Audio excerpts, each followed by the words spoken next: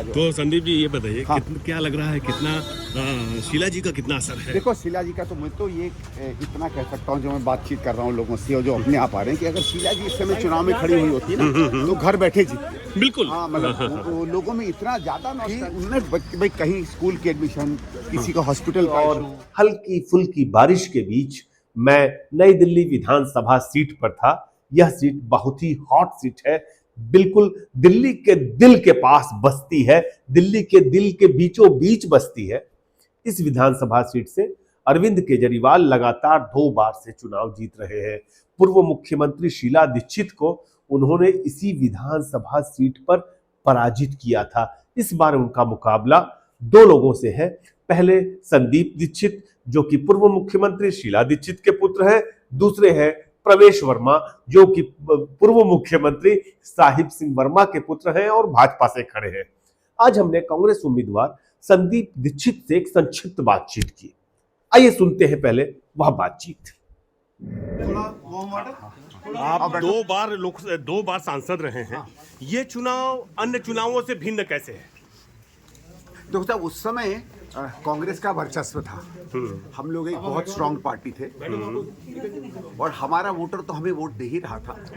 जो fluctuating voter होता है ना, वो या फ्लोटिंग वोटर, वो हमारे काम को देख के हमारे पास आ रहा था। अब क्या हुआ, हम बिल्ड बैक में हैं। ठीक है, एक तरीके से इमारत टूट गई थी, पर हमारा वोटर भी हमारे पास आ रहा है।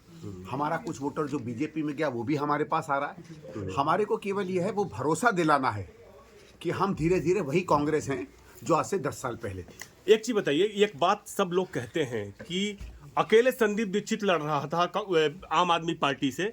जब कांग्रेस उनके साथ इंडिया गठबंधन में थी, तब पर भी संदीप दीक्षित केजरीवाल को लेकर के मुखर थे। क्या लगता है आपको कि ये कितना जरूरी था और इसका कितना फायदा आपको देखो, मिलेगा? जरूरी इसलिए था क्योंकि बात केवल केजरीवाल के विरोध करने की इसलिए नहीं है क्योंकि उन्होंने कांग्रेस को कमजोर किया या कांग्रेस पर हमला बोलते रहे। बात ये थी कि जो कांग्रेस की विकास की धरोहर थी जी, उसको इसने मटिया मेट किया जी। तो एक पार्टी को अपने किए हुए काम पर भी गर्व होता है और वो दिल्ली बनाई थी। और मैं नहीं कहता, वो हर नागरिक दिल्ली का कहता है। वो कहता है भाई काम तो उस समय जो हुआ वो हुआ, तो आप यार कोई काम है, चलो आप उससे ज्यादा आगे बहुत ना कर पाओ, कम से कम उसे तो चलने दो। उससे भी नीचे कई कई जगहों पर हालत होने लगी। दिल्ली जो जानी जाती थी कि यार एक रहने वाला शहर है, बाहर से लोग आते हैं, सब लोग त्राही त्राही होने लगे। दिल्ली के लोग तो बल्कि ये आपस में बात दिल्ली को करते लोग हैं कहने लगे हैं लोग रुका हुआ शहर है। बिल्कुल रुका हुआ टूटता हुआ, एक तरीके से समझ लो कि खत्म होता हुआ शहर। तो वो जो एक तमगा लग गया दिल्ली के लिए, कभी भी शायद दिल्ली के इतिहास में किसी ने दिल्ली को ये नहीं कहा। हमेशा माना जाता था कि अच्छा शहर है, दिल्ली में जा सकते हो, कोई काम के लिए आता है, कोई पोस्टिंग पर आता है, कोई बिजनेस के लिए आता है। अब तो लोग इस चक्कर में कि यार दिल्ली के बाहर कहीं जगह मिल जाए तो हम वहां चले क्या जाएं। आप जनता को विश्वास दिलाते हैं कि आप जो Sheila Dikshit model of development था उसको फिर से दिल्ली पर लागू करेंगे? बिल्कुल, क्योंकि यही हमारा मॉडल है। कांग्रेस के लिए, मेरे लिए, हमारे तमाम विधायक कैंडिडेटों के लिए शीला जी का ही मॉडल है।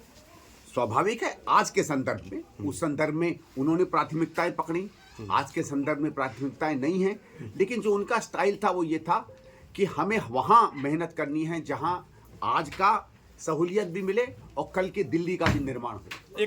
और दूसरा, बिना किसी बहाने और लाग लपेट के कि रोना मुझे काम नहीं करने दिया जा रहा है, रोना मैं काम नहीं कर पा रहा हूं। आपको लीडर बनाकर जनता अपनी शक्ति से भेजती है, रोने के लिए नहीं, काम करने के लिए। केजरीवाल से मुकाबला कितना तगड़ा है, क्या लगता है आपको? देखो, केजरीवाल बहुत ज्यादा मुझे शक्तिशाली नहीं दिख रहे, क्योंकि देखो होता क्या है ना, अगर कोई विधायक ने काम किया हो तो ये होता है यार ये तो काम किया है इसने, कैसे हम लोग अगर उससे खुश हैं तो हम कैसे उसके सामने जीतेंगे। फिर वो मुख्यमंत्री है, लोग अगर मुख्यमंत्री से खुश हैं तो बड़ा मुश्किल है जीतना।